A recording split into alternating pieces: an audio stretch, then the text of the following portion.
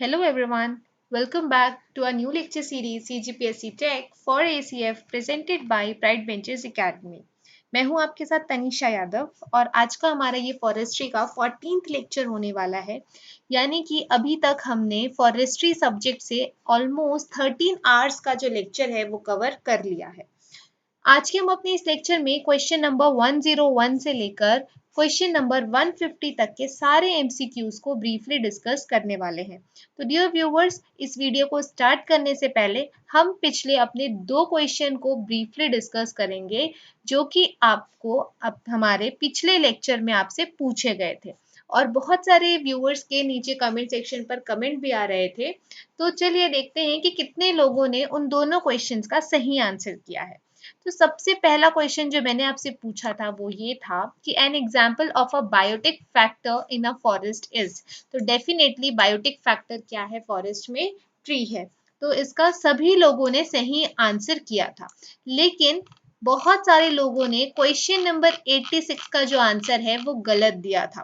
Question number 86 क्या पूछ रहा था आपको कि यहाँ पर एक ट्री है जिसका क्राउन जो है वो स्मॉल है और अगर हम उसकी जनरल कैनोपी लेवल से अगर उसकी कंपैरिजन करें तो उसका क्राउन जो है वो बहुत ही स्मॉल है और वो क्या करता है, बहुत ही थोड़ा सा सनलाइट जो है वो रिसीव करता है from the side.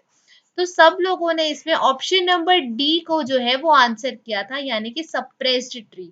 It means what कि अगर हम सप्रेस्ड ट्री की बात करते हैं तो आप इसको ऐसे समझिए, जैसे यहाँ पर आपको ये दिख रहा है, C stands for what? Co-dominant, D stands for dominant tree, I stands for intermediate tree। ठीक, फिर से यहाँ पर देखिए आपको डोमिनेंट ट्री दिख रहा है, ये जो आपको बीचों बीच दिख रहा है that is your suppressed tree. अब ये जो सप्रेस्ड ट्री आपको यहाँ पर दिखाई दे रहा है तो आप ध्यान से देखिए कि ना तो इसको डायरेक्टली ऊपर से सनलाइट मिल रही है और ना ही इसको साइड से सनलाइट मिल रही है। इसको कहीं से भी सनलाइट जो है वो नहीं मिल पाएगी क्योंकि ये क्या है, चारों तरफ से इसको जो ट्रीज है उसने क्या कर लिया है, घेर लिया है। ठीक, तो ये क्या हो गया आपका सप्रेस्ड ट्री। अगर मैं इसके करेक्ट आंसर की बात करूं तो इसका करेक्ट आंसर होगा आपका इंटरमीडिएट ट्री। यानी कि इंटरमीडिएट ट्री कैसा होता है, जो ना कि डोमिनेंट से बड़ा होता है और को डोमिनेंट से ना कि ज्यादा, मतलब वो बीच पे लाई करता है। ठीक, तो यहाँ पर देखिए कि साइड से जो है वो थोड़ा बहुत, यहाँ पर देखिए जो इसका क्राउन है वो थोड़ा सा छोटा है as comparison to general canopy level, और ये जो साइड से जो है थोड़ा सा जो लाइट है वो रिसीव कर सकता है। तो इसका जो करेक्ट आंसर है वो होगा हमारा इंटरमीडिएट ट्री। चलिए वापस बढ़ते हैं और देखते हैं यहाँ पर अब बढ़ते हैं हमारे क्वेश्चन नंबर 101 की तरफ। तो हमारा क्वेश्चन नंबर 101 क्या कहता है? क्वेश्चन नंबर 101 है, the process by which excess water from the tree is allowed to evaporate through openings in the leaves is। तो ये तो काफी इजी है, that is your word transpiration. Okay, next question है हमारा, applying tree seeds to the harvested area और prepared beds is called what? जो seed bed sorry जो हम सीड बेड्स जो हम प्रिपेयर करके रखे रहते हैं, नर्सरी बेड्स जो हम प्रिपेयर करके रखे रहते हैं, तो उसमें जब हम हार्वेस्टिंग करते हैं ट्री सीड्स की, अप्लाइंग ट्री सीड्स हार्वेस्ट, तो वो उस मेथड को हम क्या कहते हैं? सबसे पहले हम ये समझते हैं कि सीड, इसका जो करेक्ट आंसर है वो होगा हमारा seed tree method, option number ए। अब हम ये समझते हैं कि सीड ट्री मेथड क्या होता है। अगर मैं सीड ट्री मेथड की बात करूं तो यहाँ पर क्या होता है कि जो ट्रीज आफ्टर रिप्रोडक्शन कटिंग जो है वो रह गए थे, इट मीन्स व्हाट कि आपने यहाँ पर ट्री लगाया, फॉरेस्ट में आपने क्या किया, ट्री लगाया, और इस ट्री को आपने क्या कर दिया कि इसको इस पर्पज से छोड़ दिया गया कि जब ये मेच्योर होगा तो इसमें से और ट्री और सीड्स बनेंगे और ये सीड्स जो है वो माइग्रेट होके विंड के थ्रू, एनिमल्स के थ्रू या किसी भी थ्रू ये क्या होगा, जंगल में फैलेंगे और फिर से रिप्रोड्यूस होंगे। राइट, अब क्या हुआ कि अब आपका क्या हुआ कि आपका जो पर्पस है वो फुलफिल हो गया और आपने इसकी क्या कर दी, कटिंग कर दी। तो अब कटिंग करने के बाद अब इनका क्या हो गया, किस तरीके से रीजनरेशन हुआ, नेचुरल रीजनरेशन हुआ। तो ऐसे मेथड को हम क्या कहते हैं, सीड ट्री मेथड कहते हैं। अब ये जो सीड ट्री मेथड है, ये क्या करते हैं, ये एज अ क्रॉप भी इस्तेमाल किए जा सकते हैं। जीन सोर्स मीन्स व्हाट, कि यहाँ से जो सीड्स मिलेंगे तो उनकी आप उनका आप क्रॉप्स की तरह भी इस्तेमाल कर सकते हैं। प्लस आप इनको क्या कर सकते हो, अगर यहाँ पर आप सीड पर्पस के लिए, तो जब आप इनको काटोगे, जब आपका जो पर्पस है वो फुलफिल हो गया, तो इसका जो टिम्बर है आप उसको एज अ मार्केटिंग पर्पस भी यूज कर सकते हो। तो सीड ट्री मेथड के दो फायदे हैं कि इसका जो जीन सोर्स है वो नई क्रॉप के लिए काम आ जाएगा, और इसका जो टिम्बर है वो फ्यूचर कटिंग के लिए काम आ जाएगा। तो इस मेथड को जहां पर हम ट्री सीड्स को हार्वेस्टेड एरिया में अप्लाई कर देते हैं या प्रिपेयर्ड बेड्स में हम उसको अप्लाई करते हैं, तो ऐसी मेथड को हम क्या कहते हैं, सीड ट्री मेथड कहते हैं। Now our next question is, neither natural seeding or dash will result in trees being planted in rows unless a grain drill is used. Grain drill जो होता है वो एक मशीन होता है, मैकेनिकल इक्विपमेंट होता है, जिसके थ्रू हम क्या करते हैं, अपना फॉरेस्ट्री करते हैं, राइट। जिसके थ्रू हम क्या करते हैं, एक ड्रिलर होता है जिसके थ्रू हम सीड्स जो है वो सॉ करते हैं। ठीक, तो यहाँ पे क्या बोल रहा है, नाइदर नेचुरल सीडिंग और dash will result in trees being planted in rows unless a grain drill is used. तो ना तो नेचुरल सीडिंग काम आएगी और ना ही जो डायरेक्ट सीडिंग्स है वो भी काम नहीं आएगा, अनलेस एंड अनटिल आप ग्रेन ड्रिल का इस्तेमाल नहीं करते। इट मीन्स व्हाट, की सीड सोइंग के लिए जो सबसे मेजर इक्विपमेंट होता है, मोस्ट इंपॉर्टेंट इक्विपमेंट होता है जिसका आप यूज करते हैं, वो आपका क्या है, ग्रेन ड्रिल है। ओके, चलिए नेक्स्ट क्वेश्चन है हमारा, dendrology is commonly defined as. तो ये तो हमें पता है कि dendrology is your what, scientific study of trees.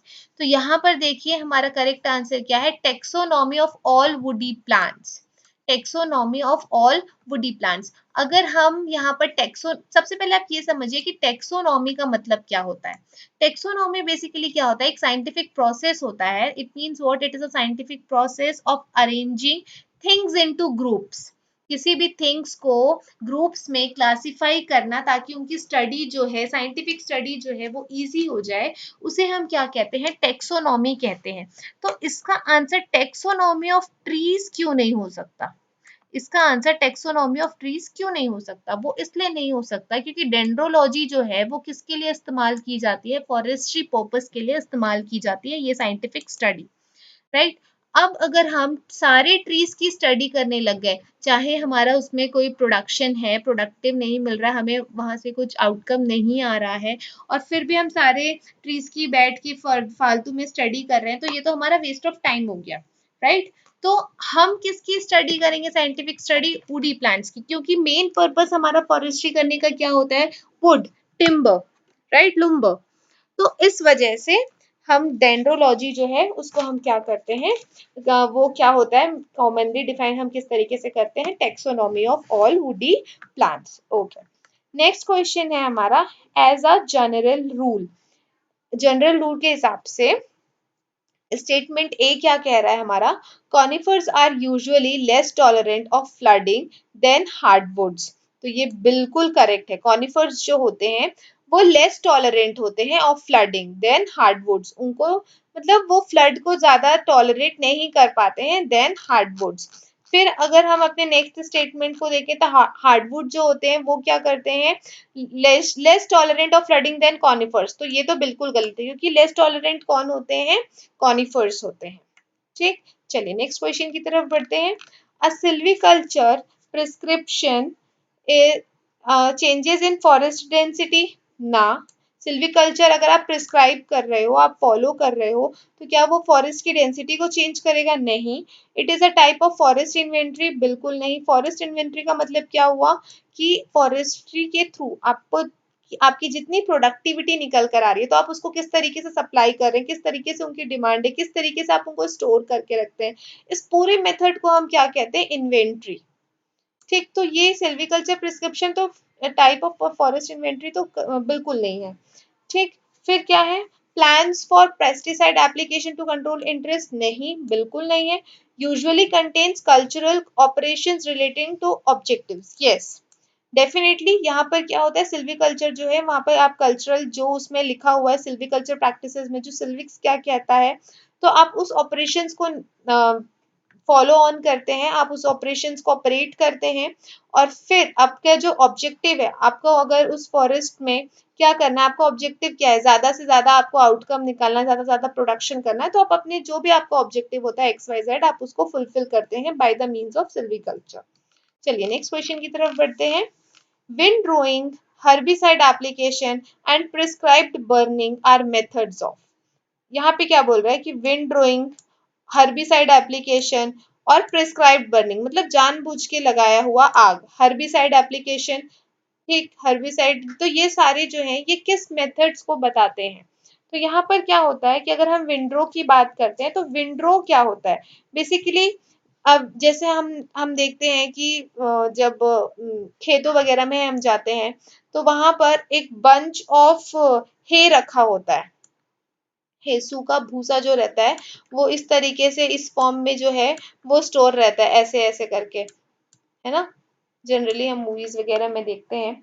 तो वो जो ग्रेन क्रॉप का हेज जो होता है, जो आप इसको स्टोर करके रखते हैं, तो वो आपका क्या कहलाता है, विंड रो कहलाता है। अब इसको हम ऐसे क्यों रखते हैं, क्योंकि हम उसको सूखने के लिए छोड़ देते हैं बिफोर बीइंग बेल्ड, कंबाइंड और रोल्ड। बेल्ड का मतलब क्या होता है, BALED का मतलब क्या होता है कि लार्ज बंडल जब एक साथ कहीं पर स्टोर किया जाता है उसे हम क्या कहते हैं, बेल्ड कहते हैं।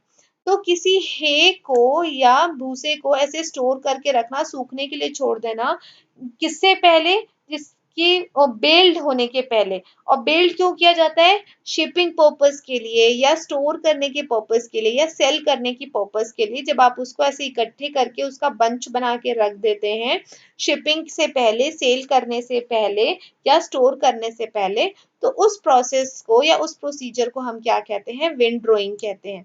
तो ये जो सारे मेथड्स हम यहाँ पर अपना रहे हैं वो किस लिए अपना रहे हैं, वो कौन सा पार्ट है, तो वो पार्ट है साइट प्रिपरेशन का। डेफिनेटली आर्टिफिशियल रीजनरेशन से तो इसका कोई लेना देना नहीं है, नेचुरल रीजनरेशन से भी कोई लेना देना नहीं है। अगर हम प्रिस्क्राइब्ड बर्निंग, मैंने आपको बताया था कि जब एक फसल हो जाती है और उसके बाद जब हम वहां पर आग लगा देते हैं ताकि मिट्टी जो है उसकी जो पुराने क्रॉप की वजह से मिट्टी का जो नेचर हो गया था, अब उसकी नेचर को वापस से कन्वर्ट करने के लिए हमने अगर वहां पर आग लगा दी, तो अब क्या होगा, मिट्टी जो है वो एक नई ऊर्जा के साथ जो है वो नए क्रॉप को, नए फसल को अपना सकती है नए न्यूट्रिशन के साथ, राइट। तो इसीलिए हम क्या कह रहे हैं, कर रहे हैं, प्रिस्क्राइब्ड बर्निंग कर रहे हैं। तो क्यों कर रहे हैं, बिकॉज ऑफ साइड प्रिपरेशन, ताकि साइड की क्वालिटी को हम क्या कर सके, इंप्रूव कर सके और साइड जो है किसी नए फसल के लिए उसको प्रिपेयर कर सके। तो ये सारे मेथड्स जो है वो किसके अंडर आते हैं, साइड प्रिपरेशन के अंडर आते हैं। चलिए नेक्स्ट क्वेश्चन देखते हैं। A disadvantage to clear cutting is, it means what कि clear cutting का disadvantage क्या हो रहा है। अगर मैं clear cutting के disadvantage की बात करूं तो यहाँ पर क्या होता है, सबसे पहला ऑप्शन क्या कह रहा है, nothing can grow in clear cut area for 3 years। ये तो completely wrong statement है। अगर हम क्लियर कटिंग करते हैं तो इस पर्पज से नहीं करते कि अगर हमें पता होता कि उस एरिया में 3 साल तक कुछ नहीं होने वाला तो हम क्लियर कटिंग क्यों करते, राइट।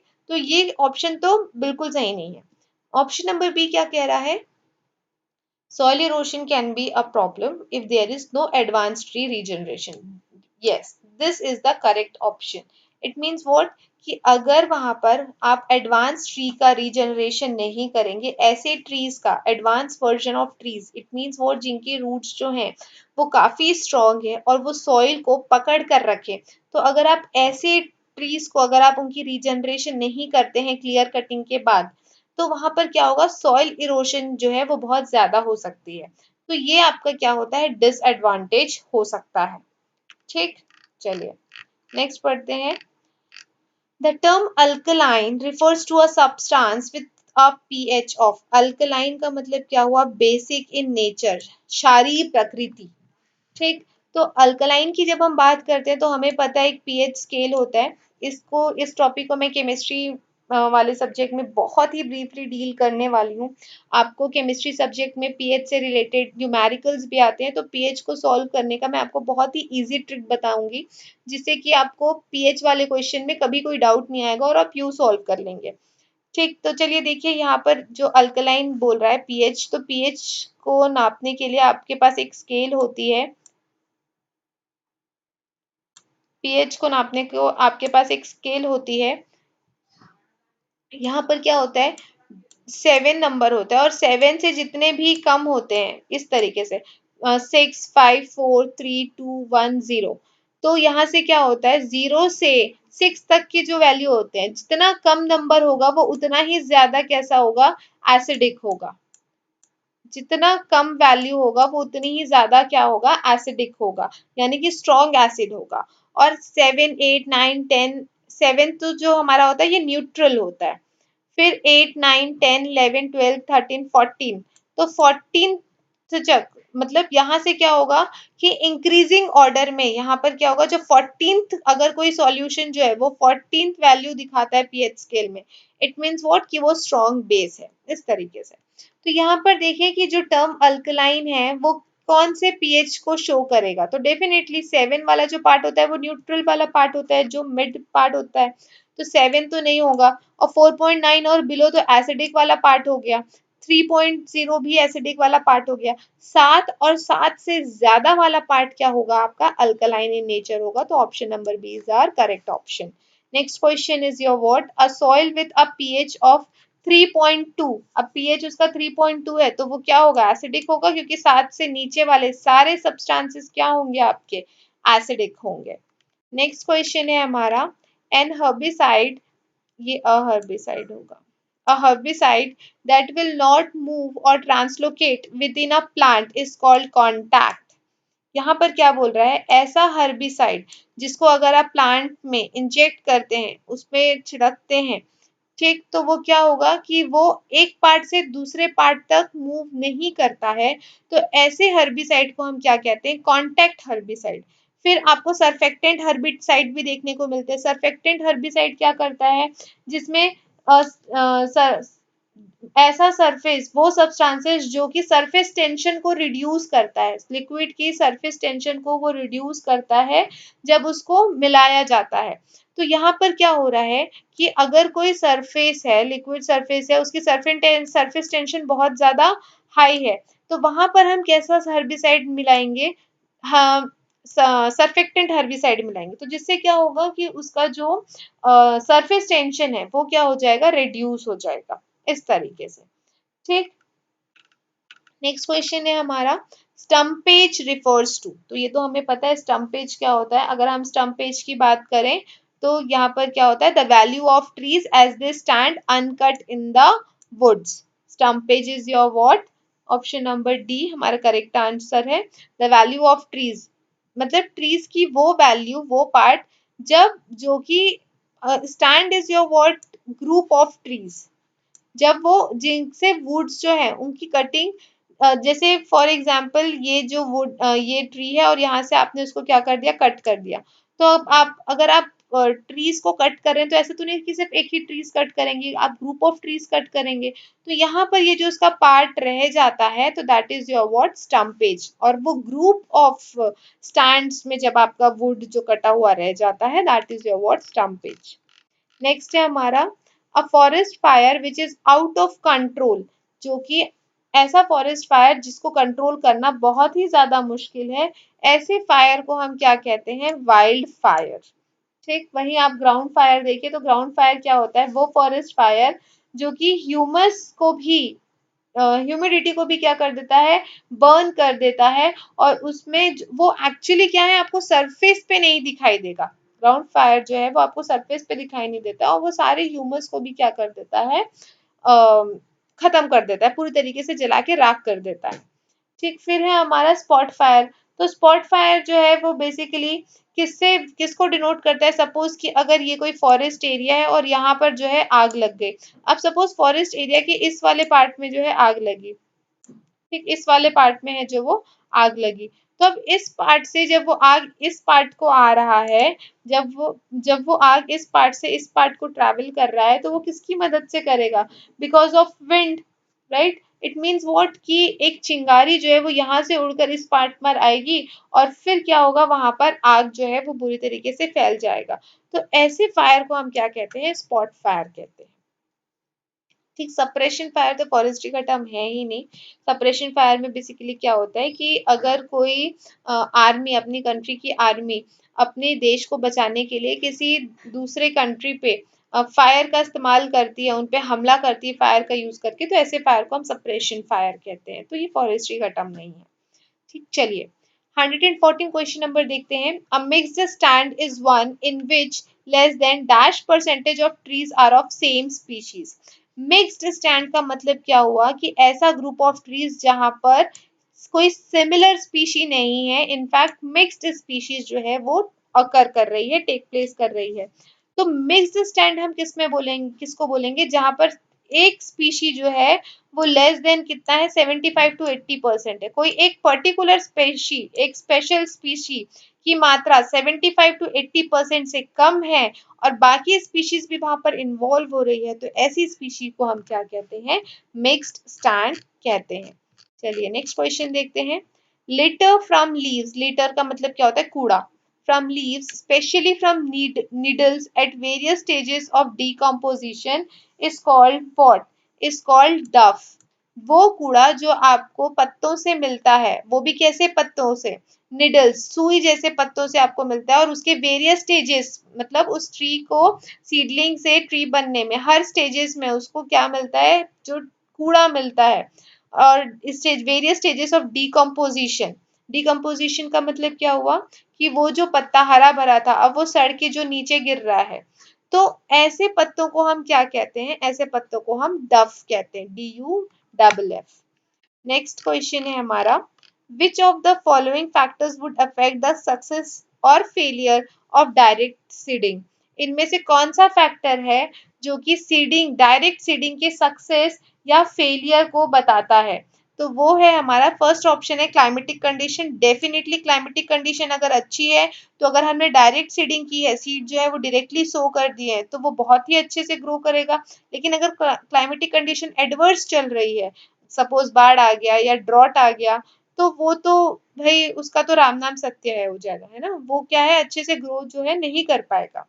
फिर सेकंड क्या है, कंजम्पशन बाय एनिमल्स। डेफिनेटली अगर सपोज कि हमने कोई सीड जो है वो सॉ किया, ठीक, हमने यहाँ पर सीड बोया, लेकिन अब जैसे ही क्या हुआ कि कोई वाइल्ड लाइफ वाला जो है, वाइल्ड लाइफ वहां पर आया, मतलब कोई भी या हाथी आ गया या जो भी, जो उसको डिस्ट्रॉय कर देता है पूरी तरीके से, जैसे ही उसमें से जर्मिनेशन होता है, और जो वाइल्ड लाइफ एनिमल्स है वो उसको क्या कर लेते हैं, खा खा जाते हैं। तो ये फैक्टर भी डेफिनेटली उसकी सक्सेस या फेलियर को अफेक्ट करता है, या उसकी सक्सेस या फेलियर पे डिपेंड करता है। तो यहाँ पर जो हमारा करेक्ट आंसर होगा that is your what, both A and B. चलिए नेक्स्ट क्वेश्चन देखते हैं। The debris left after logging such as limbs, tops, skulls and knock down trees is called. Debris का मतलब क्या हुआ, जो बचा हुआ है। जब आपने ट्री को हार्वेस्ट कर लिया तो जो उसका बचा हुआ पार्ट है, लॉगिंग है, लिम्स है, ऐसा तो नहीं अगर आप ट्री की जब आप हार्वेस्टिंग कर रहे हो, जब आप उससे वुड ले रहे हो, टिम्बर के लिए ले रहे हो, तो जो ऊपर वाला पोर्शन होगा तो वो तो साइज में, जैसे देखिए ये ऊपर वाला पोर्शन होगा वो साइज में जो है उतना ज्यादा ब्रेड्थ नहीं होगा एज कंपैरिजन टू नीचे वाले टिम्बर का। तो आप इस वाले पोर्शन को आप क्या करोगे, इसको निकाल के साइड कर दोगे।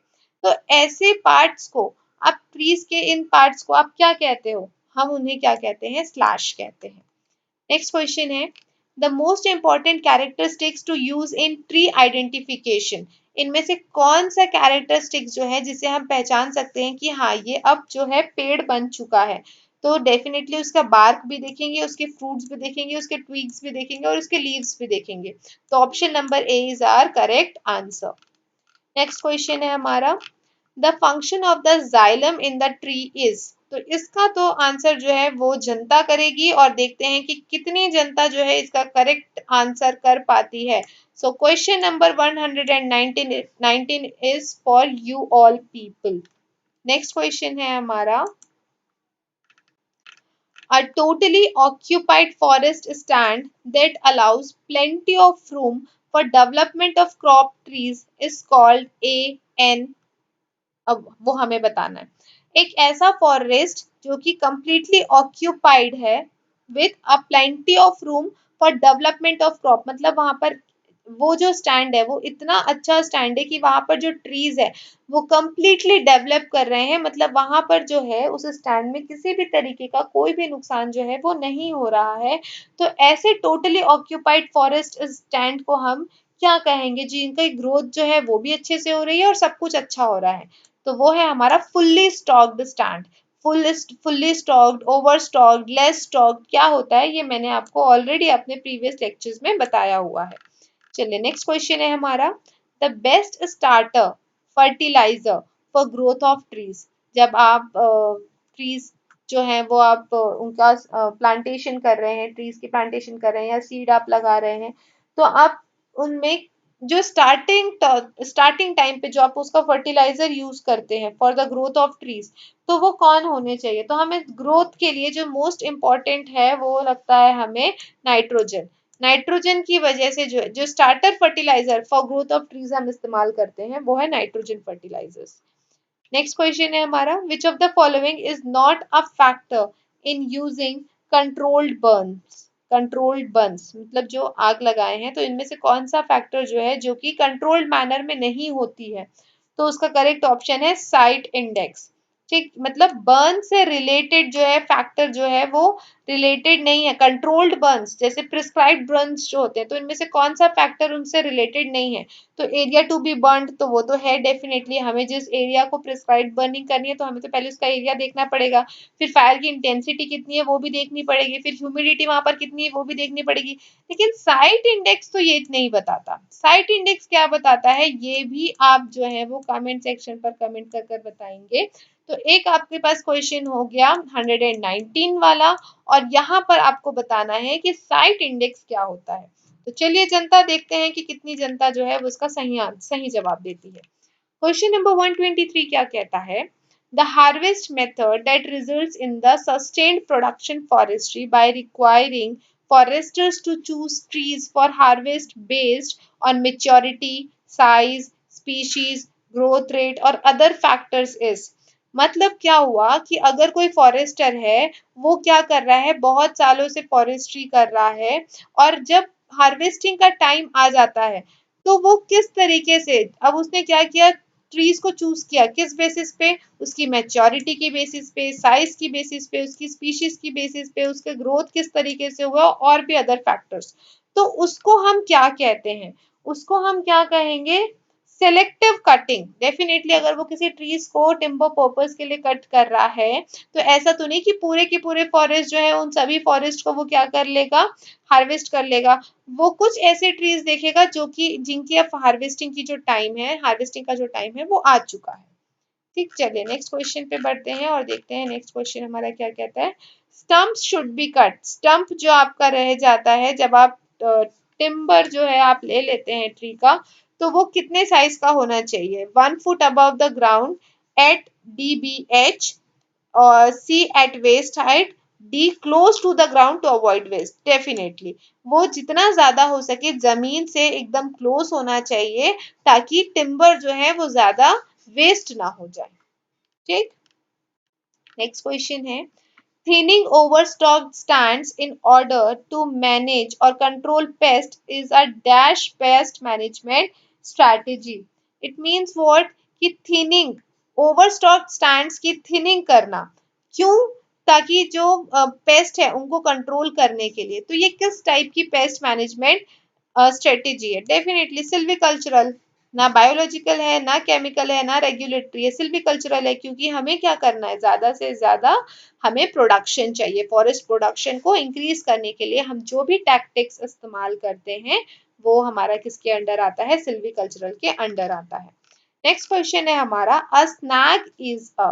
अब हम यहाँ पर एक नया टर्म देख रहे हैं, that is your what? Snag. Snag क्या होता है? तो अगर हम स्नैग की बात करें तो स्नैग बेसिकली क्या होता है? A standing dead tree. ऐसा ट्री जो कि खड़ा तो है लेकिन वो कंप्लीटली क्या हो चुका है? मर चुका है। It means what? ना कि उसमें फोटोसिंथेसिस प्रोसेस हो रहा है, कोई भी प्रोसेस जो है वो नहीं हो रहा है। तो ऐसे ट्री को हम क्या कहते हैं? स्नैग कहते हैं। नेक्स्ट है हमारा, अ हाइपोहेचिट इज यूज्ड फॉर। हाइपोहेचेट जो है वो किस लिए यूज किया जाता है? It is used for injecting a tree with herbicide. तो उसके लिए हम किसका इस्तेमाल करते हैं? हाइपोहेचेट का इस्तेमाल करते हैं। फिर हमारा नेक्स्ट क्वेश्चन है, the mid summer water temperature of a stream flowing through a clear cut with no stream buffer would be dash temperature. The would be dash the temperature of the water prior to the clear cut.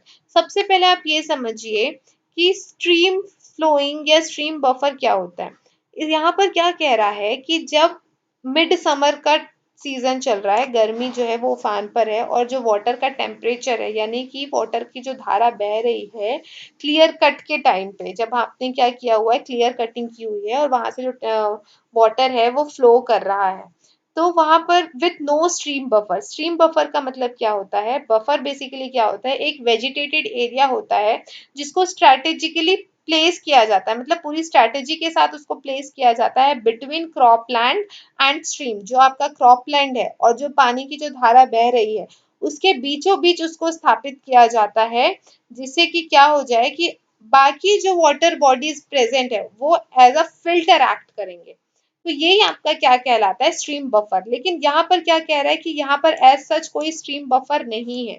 अब as such यहाँ पर कोई stream buffer नहीं है तो यहाँ के आसपास के जितने भी वाटर बॉडीज होंगे वो फिल्टर नहीं हो पा रहे होंगे, क्योंकि स्ट्रीम बफर का तो काम ही वही है। तो यहाँ पर क्या कह रहा है कि उस जब मिड समर का टाइम है यानी कि जब टेम्परेचर बहुत ज्यादा हो रहा है तो वाटर का जो टेम्परेचर है वो क्या होगा? बढ़ेगा या घटेगा? ठीक, तो यहाँ पर क्या होगा? Lower than. तो देखिए क्या होता है कि जब मिड समर का टाइम है और जो पानी वहां पर बह रही है जहां पर क्लियर कट हुआ है, तो उसका जो उस वाटर का जो टेम्परेचर होता है, उस स्ट्रीम का जो टेम्परेचर होता है, चूंकि वहां पर स्ट्रीम बफर नहीं बनाया गया, स्ट्रीम बफर होता तो उस पानी का जो टेम्परेचर है वो उतना ज्यादा नहीं होता, क्योंकि स्ट्रीम बफर का काम ही यही है। तो यहाँ पर क्या होगा कि उसका जो टेम्परेचर है वो बढ़ जाएगा, ठीक, higher than the water. Next question है हमारा, which of the following would be considered mechanical tree damage? तो इसका करेक्ट ऑप्शन है girdling roots. Girdling roots basically क्या होते हैं? जो कि सरफेस से ऊपर आ जाते हैं और काफी ज्यादा हार्श होते हैं। अब ये हार्श होते हैं तो ये क्या करते हैं, जैसे सपोज ये सरफेस के ऊपर ये जो रूट्स हैं वो ऊपर तक आ गए और यहाँ पर ये जो ये है ये पेड़ है, ठीक। तो अब ये क्या करेंगे कि ये इतने हार्श होते हैं कि यहाँ पर अगर सपोज कि नीचे की जो रूट हेयर्स हैं वो वाटर सप्लाई कर रहे हैं, तो वो जो वाटर और मिनरल्स का जो सप्लाई है वो यहीं आकर रुक जाता है, ये उसको आगे नहीं बढ़ने देते। आगे नहीं बढ़ने देंगे तो क्या होगा? ट्री जो है उसको डैमेज होगा। तो दैट इज योर वर्ड कि मैकेनिकल ट्री डैमेज जो होता है वो गर्डलिंग रूट्स की वजह से होता है, उसको हम क्या कहते हैं? गर्डलिंग रूट्स कहते हैं। नेक्स्ट है हमारा, which of the following processes use uses shelter wood methods of harvesting to promote regeneration? तो अगर हम प्रमोट रीजनरेशन की बात, एक सेकेंड, ये वाला क्वेश्चन देखिए वापस से, कि which of the following would be considered mechanical tree damage और considered as mechanical tree damage? तो जो मैकेनिकल ट्री डैमेज होता है वो गर्डलिंग रूट्स की वजह से होता है, लेकिन उस मैकेनिकल ट्री डैमेज को हम स्कॉर्चिंग कहते हैं, सॉरी, ठीक। तो उस ट्री डैमेज को हम क्या कहते हैं? स्कॉर्चिंग कहते हैं। ओके, नेक्स्ट है हमारा, which of the following processes uses shelter wood methods of harvesting to promote regeneration? तो इसका करेक्ट आंसर है नेचुरल सीडलिंग। वो कौन सा प्रोसेस है जो कि शेल्टर वुड मेथड को प्रमोट करता है रीजनरेशन से? तो वो है हमारा नेचुरल सीडलिंग। नेक्स्ट क्वेश्चन है, the practice most commonly use to produce high grade stand? वो प्रैक्टिस जिससे हाई ग्रेड स्टैंड जो है उनको प्रोड्यूस किया जाता है, मोस्ट कॉमन प्रैक्टिस। तो मोस्ट कॉमन प्रैक्टिस जिसको यूज किया जाता है high grade stands, high quality stands बनाने के लिए, तो वो है इम्प्रूवमेंट, इम्प्रूवमेंट प्रैक्टिस, ठीक। क्लीनिंग और रिलीज और थिनिंग ये सब तो क्या है? ग्रोथ के लिए। लेकिन अगर आप उनकी इम्प्रूवमेंट जो है, अगर वो सेडलिंग में है और आप वहीं से इम्प्रूवमेंट फॉरेस्ट्री जो है वो करते चले जाएंगे, इम्प्रूवमेंट फॉरेस्ट्री को भी हमने डिस्कस किया हुआ है, तो इससे क्या होगा कि आप जो है वो हाई ग्रेड स्टैंड यानी कि हाई क्वालिटी जो स्टैंड है वो डेवलप कर पाएंगे, प्रोड्यूस कर पाएंगे। नेक्स्ट क्वेश्चन है the process to remove damaging dominant trees in all aged stand is called what?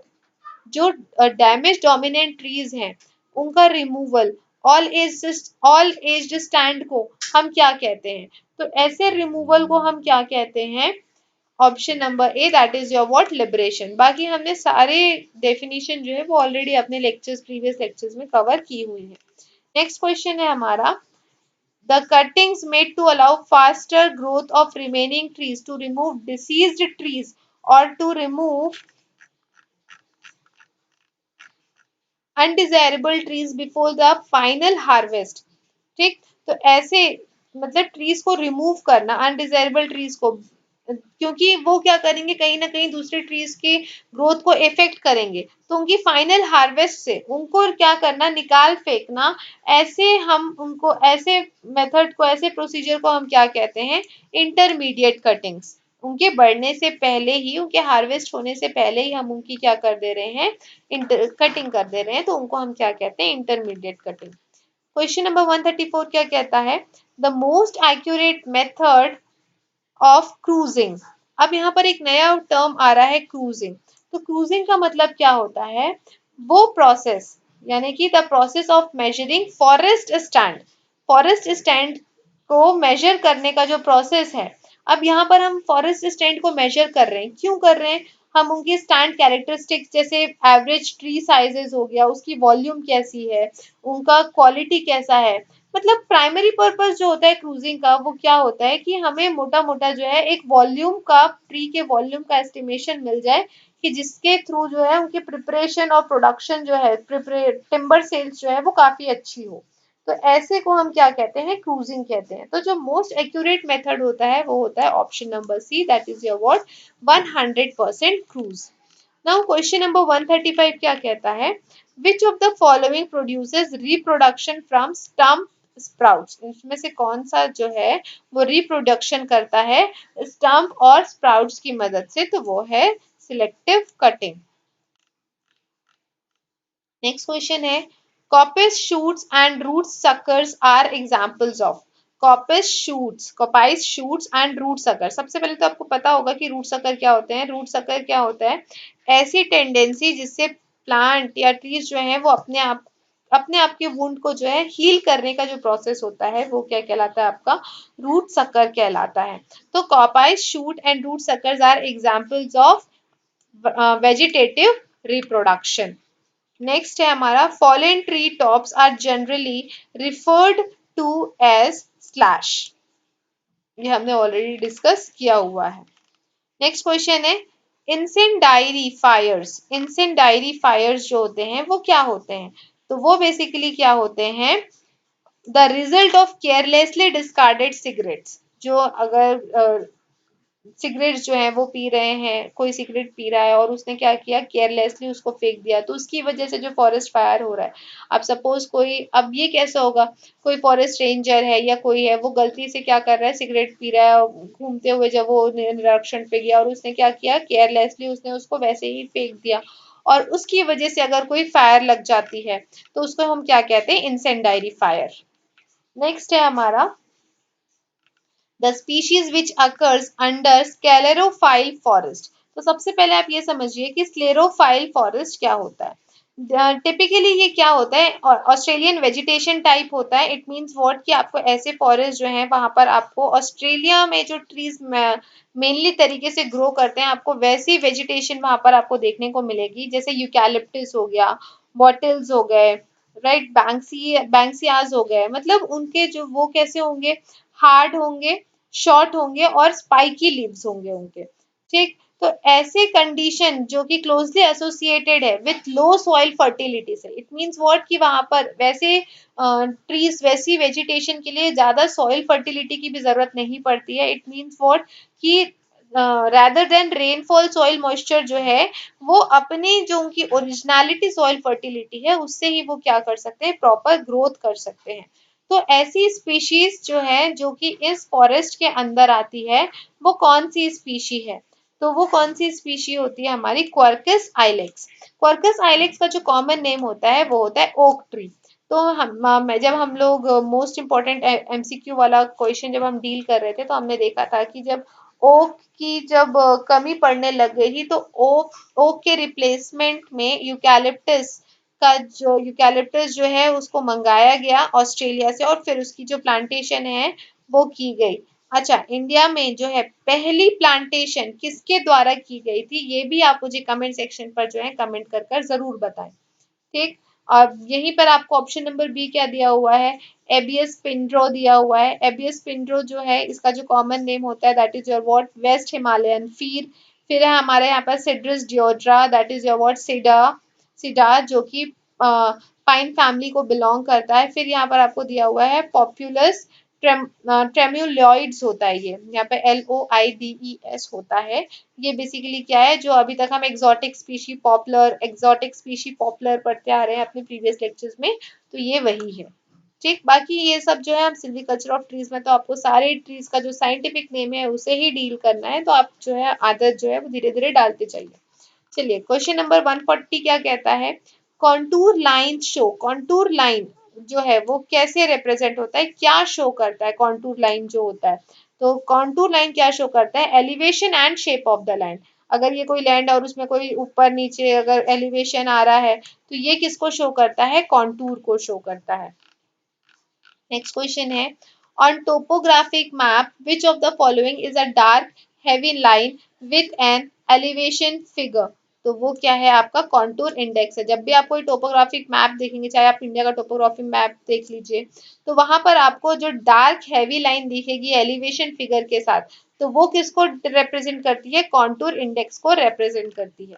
Question number 142 क्या कहता है, using the natural shape and texture of a tree to complement the architecture of a building or to enhance the vertical elements। मतलब अगर आप natural shape और tree के texture को आप क्या कर रहे हो, उसको यूज करके आप किसी बिल्डिंग को उसका वैसा शेप दे रहे हो, उसकी आर्किटेक्चर को इस्तेमाल करके उसके वर्टिकल एलिमेंट्स को, तो वो जो है उस वो किसका एग्जाम्पल है, हम क्या कर रहे हैं, वो अर्बन ट्रीज को किस तरीके की बेनिफिट पहुंचाता है, तो एस्थेटिक बेनिफिट पहुंचाता है। इट मीन्स व्हाट कि आप जो फॉरेस्ट्री है वो इस पर्पस से कर रहे हैं कि आप उसकी सौंदर्यता उसकी सुंदरता किस तरीके से निखार पाए। तो वहां पर आप फॉरेस्टर के साथ साथ आपको किसकी भी जरूरत होगी, आर्किटेक्चर की भी जरूरत होगी। तो वहां पर वो आर्किटेक्चर जो है वो प्लांट्स की तरह ही उससे मिलता जुलता ही वो बिल्डिंग बनाएगा, यानी कि आप कंप्लीटली जो फॉरेस्ट्री कर रहे हैं वो किस पर्पस से कर रहे हैं, अर्बन ट्रीज को क्या पहुंचाने के लिए, एस्थेटिक बेनिफिट। एस्थेटिक बेनिफिट मतलब सुंदरता प्रदान करने के लिए। ठीक, चलिए नेक्स्ट क्वेश्चन है हमारा, the function of root hairs is to. ये क्वेश्चन जो है ये भी आप लोगों के लिए मैं छोड़ देती हूँ, आप बताइएगा कि रूट हेयर्स का जो फंक्शन है वो क्या फंक्शन होता है। नेक्स्ट क्वेश्चन है, डैश लैक रूट हेयर्स। इनमें से कौन सा प्लांट है जिसमें रूट हेयर्स जो होते हैं वो बहुत ही कम मात्रा में होते हैं, तो ये यहाँ पर है, यहाँ पर आपको दिया हुआ है aspen, casuarina, birch, option D है नन। तो option D none is your correct option, क्योंकि एस्पेन कैजुआरिना और बर्च में जो है प्रॉपर अमाउंट पे रूट हेयर्स होते हैं। ठीक, चलिए नेक्स्ट क्वेश्चन पे चलते हैं, instead of root hairs pines have dash attached to the rootlets which absorb water and nutrients. Pine hairs या पाइन फैमिली के जितने भी ट्रीज होते हैं तो उनके पास रूट हेयर की जगह वो कौन सा सब्सटेंस होता है जो कि अटैच्ड होता है रूटलेट्स में, जो कि वाटर और न्यूट्रिएंट्स को एब्जॉर्ब करता है, तो वो है आपका माइकोरिजा। नेक्स्ट क्वेश्चन है, wind falls are most common on. Wind fall जो है वो कहाँ पर मोस्टली होता है, तो अगर हम इसका आंसर देखें तो वो है forest stands that have been heavily cut over. Definitely अगर ऐसा फॉरेस्ट जहाँ पर स्टैंड्स जो है वो बहुत ही ज्यादा उनकी कटिंग हो चुकी है वहां पर तो आपको विंडफॉल डेफिनेटली देखने को मिलेगा। फिर ऑन शेलो सॉइल्स भी आपको देखने को मिलेगा, वेट सॉइल जहाँ पर है वहां पर भी आपको देखने को मिलेगा। ठीक, तो हमारा करेक्ट ऑप्शन है option number D, that is your what all of the above.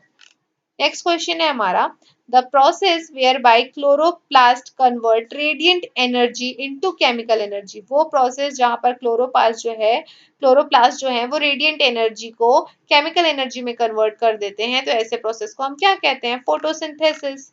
Next question है, in photosynthesis carbon dioxide from the air and water and minerals from the soil into dash with oxygen as a by product. मतलब photosynthesis process में ये सारे जो raw materials हैं soil से लेकर, वो उसको किस में कन्वर्ट कर देते हैं, जिसमें से ऑक्सीजन जो है वो भी एज अ बाय प्रोडक्ट जो है वो निकल जाता है। तो फैट्स एंड प्रोटीन्स तो हमें नहीं मिलते, अमीनो एसिड्स भी नहीं मिलते, तो हमें क्या मिलता है, शुगर और स्टार्च मिलता है। नेक्स्ट क्वेश्चन है हमारा, the process of consuming carbohydrates and oxygen to obtain energy for the biological processes of life support, growth and reproduction. Definitely ये जो है इसको भी हमने ऑलरेडी डिस्कस किया हुआ है। हमारा जो फॉरेस्ट्री सब्जेक्ट होता है ना, वो कहीं ना कहीं से आपको एग्रीकल्चर से भी आपको रिलेटेड मिलेगा, बायोलॉजी के प्लांट न्यूट्रिशन वाले पार्ट से भी रिलेटेड मिलेगा। तो सारे सब्जेक्ट्स जो होते हैं वो एक दूसरे से कनेक्टेड ही होते हैं। तो यहाँ पर देखिए कि वो प्रोसेस जिसमें आप कार्बोहाइड्रेट्स कंज्यूम करते हो और ऑक्सीजन जो है वो आप एनर्जी में कन्वर्ट कर देता है। कार्बोहाइड्रेट जो है वो ऑक्सीजन के साथ मिलकर उसको एनर्जी में कन्वर्ट कर देते हैं, ताकि हम बायोलॉजिकल प्रोसेस जो है उनको क्या कर पाए, फॉलो कर पाए, लाइफ सपोर्ट के लिए, ग्रोथ के लिए, रिप्रोडक्शन के लिए। तो वो कौन सा प्रोसेस है, तो वो आपका कौन सा प्रोसेस होता है, option number B, that is your what, respiration. मैंने आपको ब्रीदिंग और रेस्पिरेशन में जो डिफरेंस है वो भी बताया था। तो चलिए आज का हमारा last question of the day, that is your what, the loss of water from the leaf of a tree is called what, transpiration. ठीक, तो ये हमारा आज का लास्ट क्वेश्चन था, और आज के हमने अपने इस लेक्चर में टोटल 50 क्वेश्चंस को ब्रीफली डिस्कस किया। हम अपने कल के लेक्चर में सिल्वीकल्चर सिस्टम्स को ब्रीफली डिस्कस करेंगे, यानी एक दिन हम थ्योरी पार्ट कवर करेंगे और एक दिन हम एमसीक्यू वाला पार्ट कवर करेंगे। ठीक, तो इससे क्या होगा, आपकी जो लेक्चर्स हैं वो जल्दी से जल्दी खत्म हो जाएंगे, और मैं पूरी कोशिश करूंगी कि आप लोगों के एग्जाम से पहले फॉरेस्ट्री वाला जो पोर्शन है, आपका जो सिलेबस है वो मैं डेफिनेटली खत्म कर दूंगी। हमारा जो मोटा मोटा जो टाइम है, हमने जो शेड्यूल बनाया हुआ है उसमें ये है कि 20 अगस्त तक जो है हम जो आपका सिलेबस है वो खत्म कर दें।